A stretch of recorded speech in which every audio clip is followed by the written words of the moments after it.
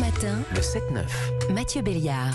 8h13 sur Europe 1, l'heure de retrouver Sonia Mabrouk et son invité ce matin, Bruno Le Maire, ministre de l'économie, des finances et de la relance. Bienvenue à vous et bonjour Bruno Le Maire. Bonjour Sonia Mabrouk. Est-ce que vous faites un lien entre immigration et terrorisme ou bien est-ce tabou pour vous ? Je vois venir la question. Je voudrais d'abord éviter toute polémique sur ce sujet qui est un sujet grave. Il y a un fait. Le fait, c'est que les attentats qui ont été perpétrés sur le sol français depuis plusieurs mois ont été perpétrés par des personnes immigrées. C'est un fait. Et je pense qu'il n'est pas bon sur ce genre de sujet de nier les faits. Les attentats, notamment celui de Rambouillet qui a suscité une telle émotion, une émotion justifiée, a été perpétré par une personne immigrée. Et pour autant, je vais vous dire, je pense qu'il serait à la fois injuste et dangereux d'établir une équivalence entre immigration et terrorisme. Ce serait d'abord injuste vis-à-vis de l'immense majorité des personnes immigrées en France qui sont venues chercher en France la paix, le travail, la tranquillité, qui respectent nos valeurs, qui respectent notre culture et qui respectent tout simplement les règles de droit. Et puis ce serait dangereux parce que le mal terroriste, hélas, est beaucoup plus profond. Oui. Que les attentats commis par les frères Kouachi, commis par Amédi Koulibaly, commis par Mohamed Merah, l'ont été par des ressortissants français, élevés en France, éduqués en France. Le mal terroriste est beaucoup plus profond et ne se résume pas Mais Bruno au Le problème Maire, migratoire. est-ce qu'on peut faire du en même temps sur ce sujet ? Pourquoi une partie de votre gouvernement, Gabriel Attal, nie ce lien ? Qui avez-vous peur de stigmatiser aujourd'hui ? Mais il n'est pas question de faire du en même temps, il s'agit simplement de voir la réalité en face. Oui, les derniers attentats commis en France l'ont été par des personnes immigrées.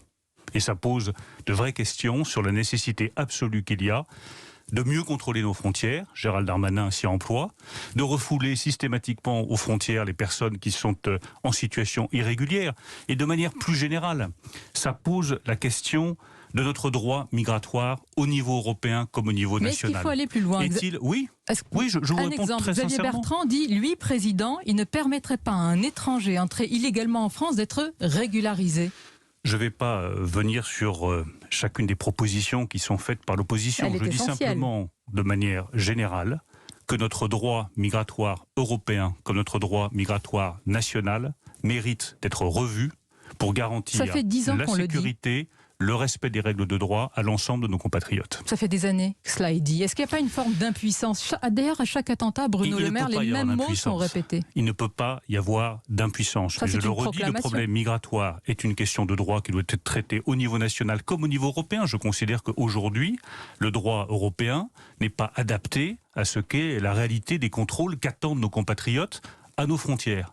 Je dis également que le problème terroriste, je me suis exprimé depuis des années sur le sujet, je ne suis pas le seul, d'ailleurs beaucoup de responsables politiques français ont parfaitement pris conscience du risque, est d'abord un problème culturel, un problème de radicalisation, un refus de nos valeurs, l'extension d'un islam politique que le président de la mais ça, République, je c'est le le rappelle, diagnostic. a dénoncé dans Monsieur son le discours Maire, des Mureaux que en faites-vous octobre face à 2020. cela ? Parce que là, vous opposez une riposte juridique et technique, alors quel combat culturel opposé à une haine anti-France ? Mais nous opposons d'abord une réponse technique et sécuritaire parce que les Français veulent légitimement la sécurité face aux risques terroristes.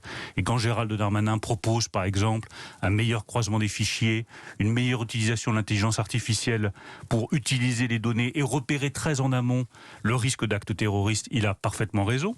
Quant au combat culturel, c'est un combat sur plusieurs décennies pour réaffirmer notre histoire, pour réaffirmer notre mémoire, pour réaffirmer notre attachement à la langue française, pour rappeler qu'en République, la loi de la République l'emporte toujours sur les essentiel, lois ce que vous dites. religieuses. Vous dites C'est un l'histoire. combat permanent. Vous dites l'histoire, Bruno Le Maire, mais quand Emmanuel Macron, sur la chaîne américaine CBS, parle de déconstruction de notre propre histoire, est-ce qu'on lutte contre la haine anti-France en reprenant le lexique de la cancel culture, comme le fait le président ?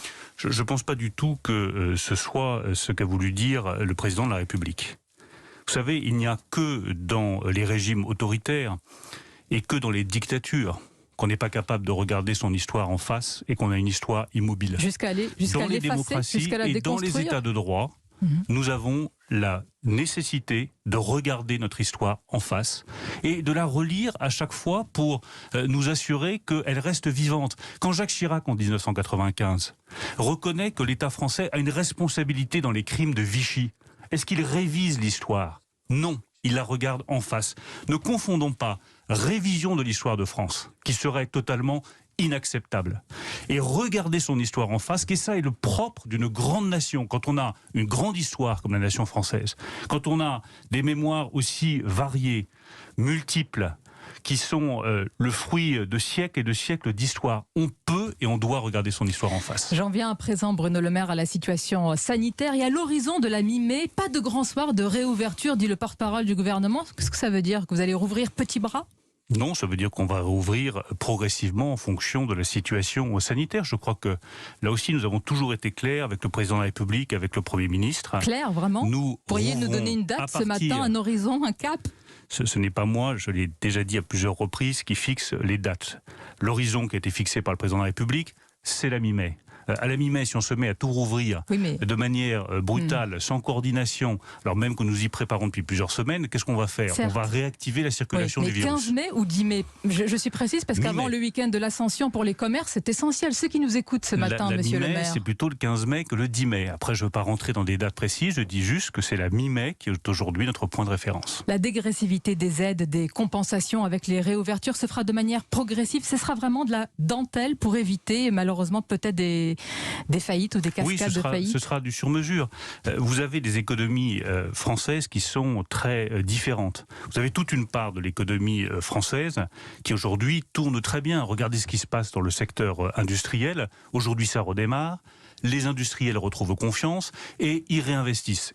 Pour ces secteurs-là, qui sont prêts à redémarrer, nous allons mettre à leur disposition, début mai, 11 milliards d'euros de prêts participatifs sur le vin qui était prévu. 11 sur les 20 qui étaient prévus. Et je tiens à remercier les 18 compagnies d'assurance, la Caisse des dépôts et consignations qui ont levé ils ont joué le jeu. On les a suffisamment critiqués lorsqu'ils n'avaient pas joué le jeu pour reconnaître que sur les prêts participatifs, les assureurs ont joué le jeu, mettent sur la table avec la Caisse des dépôts et consignations 11 milliards d'euros de prêts participatifs, c'est-à-dire de l'argent frais, d'ici 15 jours, début mai, de l'argent frais pour toutes les entreprises qui vont pouvoir réinvestir, réembaucher, recréer des emplois. C'est des prêts de très long terme, 8 ans, avec un différé de remboursement de 4 ans. Donc c'est très intéressant pour les entreprises. Et ça montre bien que toute une partie de l'économie française est en train de redémarrer. Il faut être nuancé. Et puis, il y a les autres, c'est-à-dire les restaurateurs, les bars, les hôtels, le tourisme, l'événementiel, qui est pour moi un vrai sujet de préoccupation. Et je sais qu'il y a beaucoup d'attentes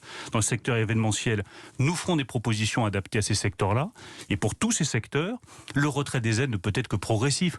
On n'a pas pris autant de moyens pendant 14 mois pour sauver les emplois et les entreprises, pour tout perdre en 3 semaines en nous précipitant à retirer les aides. Monsieur le retrait ne sera que progressif. Que progressif. Mais il y a des secteurs dont on parle peu et je voudrais insister ce matin sur un secteur en particulier, c'est le sort des fonderies. Beaucoup de nos fonderies françaises sont en grande difficulté.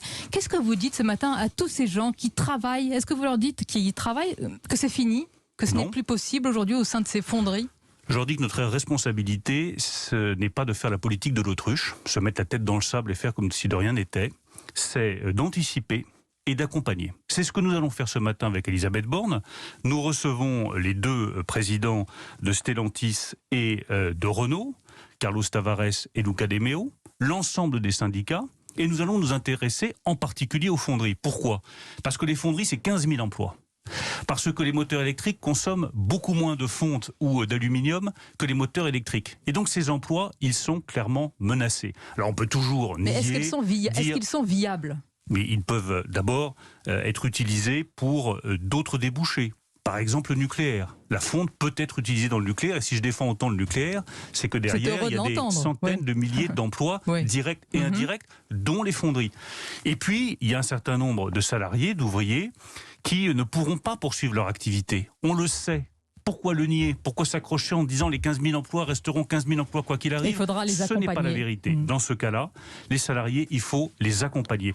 Et nous travaillons avec Elisabeth Borne à une solution très nouvelle. Nous allons voir si les constructeurs l'acceptent ce matin avec les organisations syndicales, qui serait de prévoir des moyens financiers spécifiques pour accompagner les ouvriers des fonderies, leur permettre de se requalifier et du coup retrouver un emploi. Vous savez, la façon de gérer les crises depuis des décennies en France consiste à attendre le dernier moment, on se prend le mur, on réagit et il y a des licenciements. Je préfère proposer une autre méthode, avec Elisabeth Borne, qui consiste à regarder les difficultés technologiques structurelles, à les mettre sur la table avec les syndicats. Je rappelle que c'est une proposition de la CGT. On verra, une table vous la ronde mettez sur la table ce matin. Et ensuite, d'accompagner et d'anticiper les mutations. Vous parlez d'anticipation. Il y a aussi le plan de relance. Ce mercredi, Bruno Le Maire, présentation du plan de relance, c'est important, français de 100 milliards à Bruxelles. L'objectif, c'est d'obtenir les 40 milliards d'aides européennes. Mais franchement, puisque vous parlez d'anticipation, on n'aurait pas pu le présenter plus tôt face à l'urgence ? L'essentiel, c'est qu'il soit présenté. L'essentiel, c'est qu'il soit présenté. Si je préfère me tourner vers l'avenir, j'aurais évidemment préféré qu'il soit disponible plus tôt.